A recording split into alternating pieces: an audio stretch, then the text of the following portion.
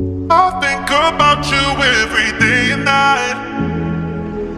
A million reasons why I can't get you out my mind. I wish that I could. Dito tayo ngayon sa Barangay Kaypian or Kaypian Road, no?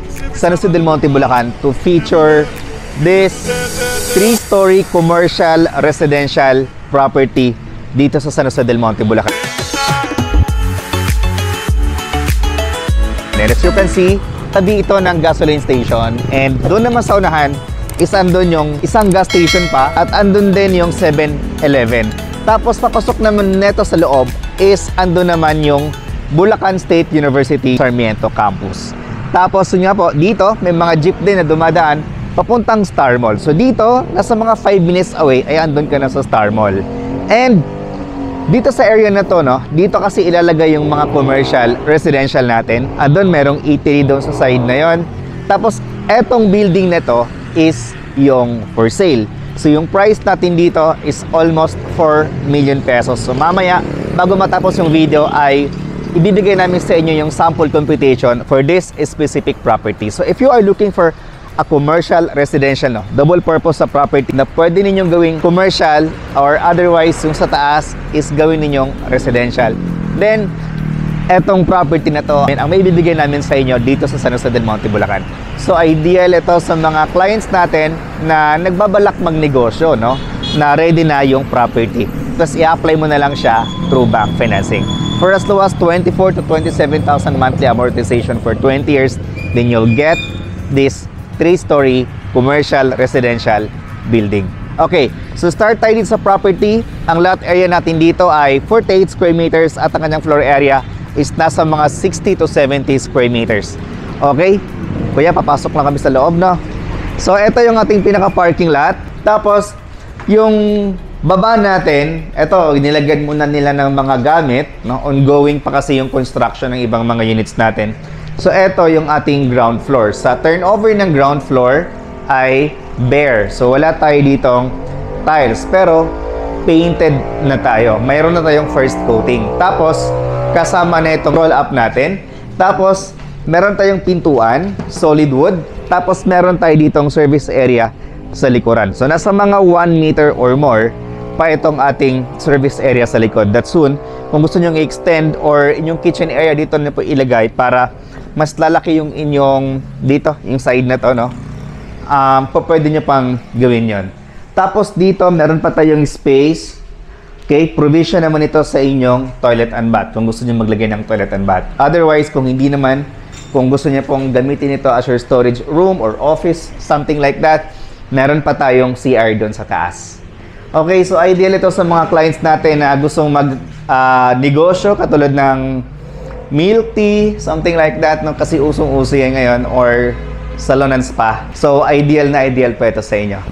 Okay, so ngayon aakit tayo sa taas. Dito naman sa second floor, yung turnover naman natin dito sa ating stairs ay naka-tiles na yan, tsaka painted na din. Yung sa stairs natin ay buhos yan at naka-tiles na. Then complete na rin to, no? Painted na din to siya. Yan, katulad na nakikita ninyo. Tapos, ayan, meron tayong view doon. Tapos, dito naman sa ating second floor, ang turnover is ganito rin. Meron tayong toilet and bath. Ipakita natin yung toilet and bath. Complete na rin yan. Yung tiles natin dito ay from floor to ceiling. Mataas din yung ceiling height natin. Ito yung ating shower area. Ito naman yung ating toilet bowl. Then, ito yung ating lavatory. The next is our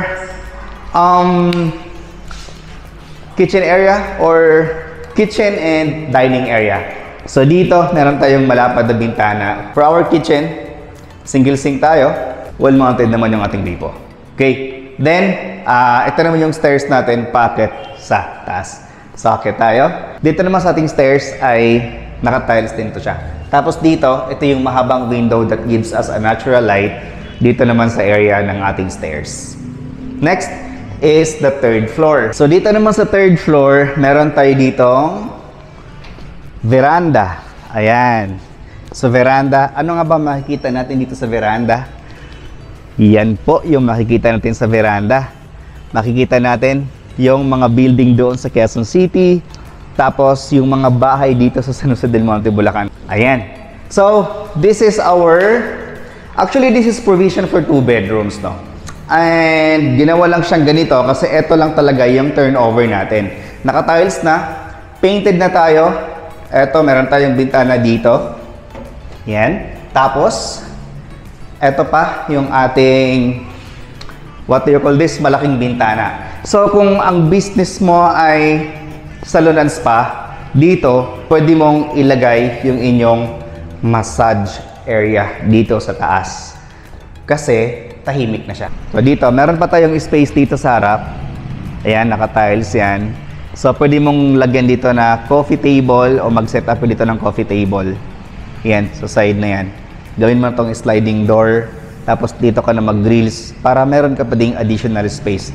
Or otherwise, kung ayaw mo naman, lagyan mo na ng mga halaman. A million reasons why I can't get you out my mind. I wish that I could just rewind the time. 'Cause every time I look around, you're never there, you're never there.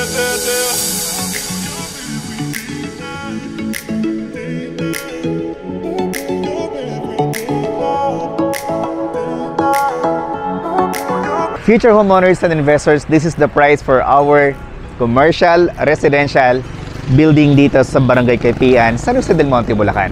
Kung saan ito nga po ay malapit sa lahat ng establishmento, mapa-ospital, schools, malls, public market at simbahan. Very accessible lang dahil dito mismo sa harapan, andyan na yung mga sakay ng jeep papuntang Star Mall San Jose or dito naman sa Sapang Palay, San Jose del Monte, Bulacan. So dito ay we can assure you na this is guaranteed 101% flood-free and no fault line. With a lot area of 48 square meters and the floor area is 60 to 70 square meters. Yung price natin is 3,991,000. Meron tayong promo ngayon na 50,000 pesos ibabawas sa ating pinaka-total contract price.